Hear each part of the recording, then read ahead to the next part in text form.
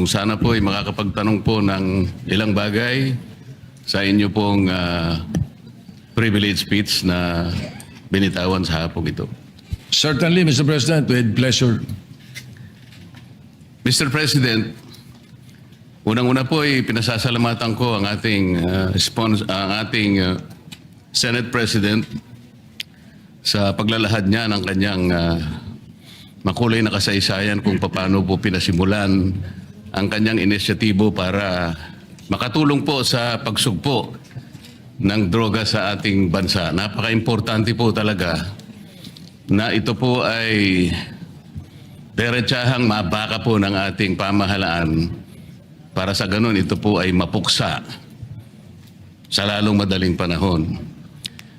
Ngunit kagaya po ng paghahalimbawa na ginawa ng ating Senate President, para pong maski po siya'y nalulungkot sapagkat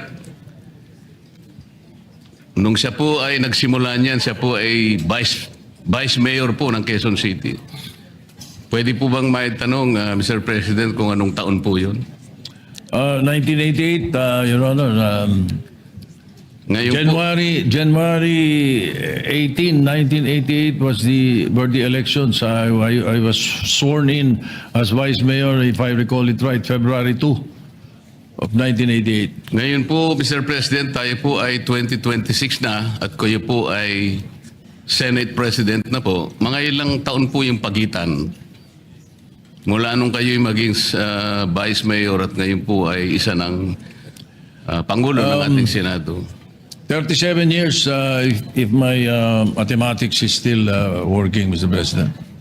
So, Ginoong Pangulo, sa halos 40 taong pakikipagbaka natin sa droga, na ngayon ay nalaman nating isa pa lang ating gagalang-galang na Senate President ang nagpasimula nito. Ngunit sa kanya pong paglalahad ay may halo pong kalungkutan dahil sa kanya pong paglalarawan kanina, kahit na po hulihin natin lahat ang mga puser at ang mga gumagamit nito, at kahit sakasakali na meron po tayong magagawang kaparanan na sila'y ilagay lahat sa isang isla. At meron po tayong karapatan at kakayahan na pasabugin ang isla na yon. Siguro po iniisip po ng ating Pangulo, Mr. President, na sa kanya pong frustration talagang, kung minsan nga po mahalos maiisip nyo na po yun eh. Dahil siguro sa kagustuhan niyang mapuksa ka agad, bobombahin na lang niya. Paghalimbawa po natin, Mr. President, nakahanap siya ng isang napakabagsik na bomba. Talaga pong walang natirang isa mang kaluluwa. Namatay po lahat, Mr. President. Pero sabi niya, hindi pa rin po sapat yun eh. Hanggat meron tayong lilitaw ng mga kababayan, sabi po niya, na dependent sa droga, mananatili pong magkakaroon tayo ng problema. Tama po ba yung aking pagkakarinig, Mr. President? Tama po yun. Bagamat pagdating po dun sa issue ng human rights, yung akin po ay theoretical lang, na kapag kahit ubusin mo lahat ng puser sa Pilipinas, in a way, kung ika ngay medyo mong pasabugin sa isang lugar at mawala sila lahat, theoretical lang naman yun. Alam ko po yun. Ika nga ganun pa rin, magkakaroon pa rin ng hahanap pa rin po sila kung meron kang drug dependent. Kaya nga ho, ang totoo po niyan, kapag nasawata natin ang drug dependency, ang bigat nga, mas mabigat sa akin yung prevention and rehabilitation kaysa sa enforcement and prosecution kung tutuusin. Sapagkat kapag napigil mo lahat ang drug dependent sa Pilipinas, yung mga bagong 13 years old hindi na magdodroga at yung mga dating drug dependent na inahirehab mo, wala nang bibili. Mr. President, I have said this before. The day we stop buying is the day they stop selling. Wala na magbebenta, Mr. President, dahil walang bibili. Like for example, in this case, dito sa ating ngayon, maglagay ka na isang tambak na cocaine dyan. Kung walang drug dependent dito, walang hihipo nun. Basura yun, Mr. President. That is what I mean. Thank you. Salamat po sa inyong pagpapaliwanag. Yun din po ang pagkakaintindi ko, Mr. President. Kahit na theoretically magagawa po natin yon, ay talaga po palang mahihirapan din tayo. Ito po paglararawan na lang na kaya nating gawin. Kunwari, totoong lahat na nagawa po natin yun. Mananatili pong maharap po tayo sa problema dahil may babangon po pang mga iba pang mga drug dependents na ang pinagmumulan po nito ay marami pong mga problema sa buhay. Iba't iba pong kalagayan sa buhay. Halimbawa po, Mr. President, sa napakahirap pong kalagayan ng napakarami nating mamamayan ngayon, yung kanilang pong pagkain lang, Mr. President. Ngayon po, halos na doble na po ang presyo ng mga bilihin ngayon. Isama po nyo yung gamot, yung lahat po ng pangangailangan para mabuhay ka lang ng disente. Kaya kung minsan po nagagawa na ng mga tao para malimutan lang ang problema na kanilang kinakaharap sa araw-araw. Lalo pa nga, isama mo po ang kanilang mga anak. Kaya po sila nakakahanap ng paraan para malimutan siguro yung problema. So, kung hindi po natin maayos ang problema nating pang-ekonomiko, socio-economic problems, yun po talaga ang kausa. Yan po yung pinagmumulan ng problema kung bakit lumalala at lalong nagiging mahirap para bakahin natin ang problema ng droga. Sa makatwid, Mr. President, hindi lamang po yung actual na paghuli sa mga gumagamit ng droga, i-reinforce natin ang mga batas, i-prosecute natin, i-rehabilitate.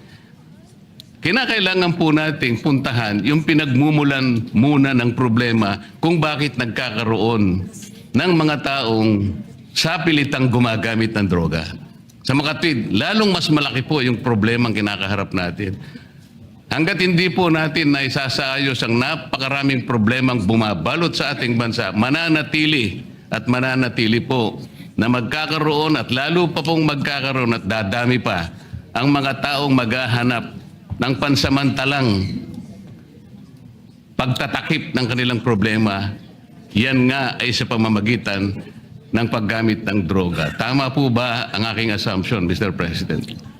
Yes, Mr. President, maraming salamat po. Maganda yung napunto ninyo sapagkat you are absolutely right. But hayaan niyo pong dagdagan ko. Ano?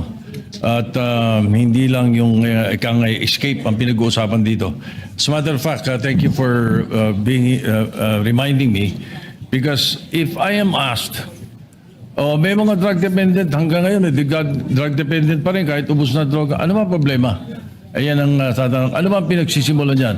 Mr. President, I have used an acronym, PEACE, P-E-A-C-E, to describe it. And that encompasses and includes what the distinguished gentleman from Tarlac said, Senator Marcoleta. Tama po yun. Because P stands for peer pressure. Yan po isa sa mga dahilan. Sa eskwela, sa barkadahan, naku, pag hindi ka sumubok, ganito. Isa po yun. Yung E sa peace stands for escape. Yun mismo yung sinasabi ninyo. At yun ang isa sa mga dahilan. Parang escape po yan. Nakala nila makakatakas sila sa problema nila, makakatakas sila sa kahirapan nila, sa pamamagitan nito. Mali po. Lalong nadodoble ang problema nila. Yung A naman sa peace stands for availability. Napakalaki hong negosyo nito. Ito po, bilyon-bilyones na dolyaris na negosyo ito. That's why these people, these drug lords, these drug pushers, especially high-level drug traffickers, will make it available in your streets, in your homes, in your schools, everywhere. They will make it available. At kukumbinsing kayo na sububok at malulung dito sapagkat negosyo po ito. It's $1 trillion industry in the world. Yun naman pong C sa peace is curiosity. At yun ang pwede nating iwasan doon sa sinasabi kong prevention sa Drug Abuse Resistance Education Program ng mga kabataan. Curiosity po ang simula nung iba. At yun namang E sa peace is emptiness. Kapag walang pagmamahal, pag walang Panginoon sa puso mo, Panginoon, pag walang ang Diyos sa puso mo, iyon na tinatawag na emptiness, malamang malulung ka sa ipinagbabawal na gamot. Yun po ang isa sa mga binabanggit ko lagi. Kaya po, salamat at nabanggit nyo yung mga dahilan na yan. At yan hindi madaling harapin, hindi madaling solusyonan. As a matter of fact, it has to be an ongoing fight. It is a war.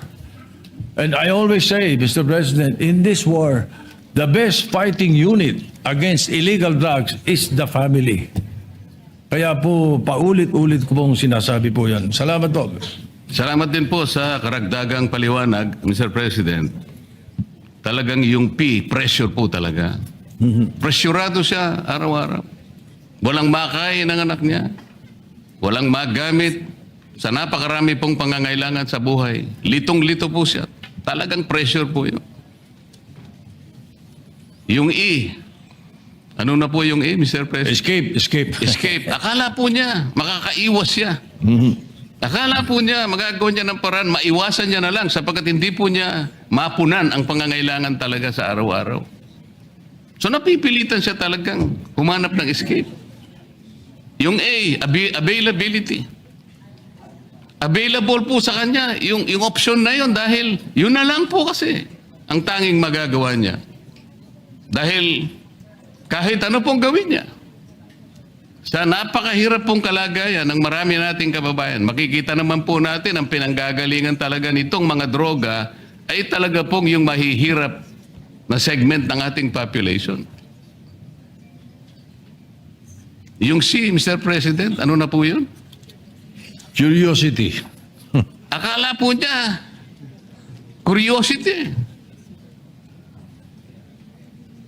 Baka iniisip niya, tingnan ko nga, baka dito maka-escape nga ako. Ito na lang siguro ang mabuti kong gawin. Hanggang sang yung huli, Mr. President, ano na po yung huli?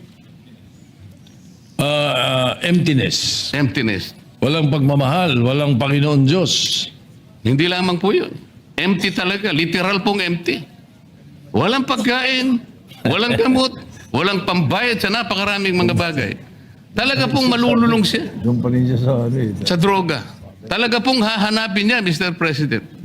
Wala po siyang choice. Hahanapan po niya yung makakapagbigay sa kanya ng panandaliang siguro escape sa kanyang buhay. Hindi niya kayang harapin lahat. Tao lamang siya. Ito po ang pinanggagalingan ng problema ng droga. Ito lang pong nangyari sa atin ngayon. Very recently, Mr. President. Nung nilimas po ang ating kabangbayan, lalo pong nalugso ang economic condition ng ating bansa. Lalo pong tumaas ngayon ang bilihin. Maski kanino po kayo magtanong ngayon, litong-lito ang ating mamamayan. Kaya alam ko po, lalong dadami na naman ang droga. Nakakalungkot po, nakakatakot. Sana po ay unahin natin sana yung pinagmumulan ng problema ng droga. Ito po yung pangkalahatang kalagayang kabuhayan ng ating bansa. Maraming salamat po, Mr. President. Maraming salamat po sa inyong panahon. Thank you. Just for the record, Mr. President, tayo naman po ang Kongreso at Senado, hindi po nagkukulang kung tutuusin. Lagi po nating hinaharap ito. At meron nga po tayo mga tinutulak na mga bagong batas na pwedeng sumagupa dito. Ang isa po na mga naipasa na natin na inaasahan ko that in the very near future, the Executive Department will finish this. This is Republic Act 11928. This is the Separate Facilities for Heinous Crimes Act. Ito po yung mag-i-establish tayo ng isang lugar na kung saan nakahiwalay yung mga high-level drug traffickers para po maiwasan na natin yung debate naman pagdating sa death penalty. Anyway, Mr. President, maraming salamat.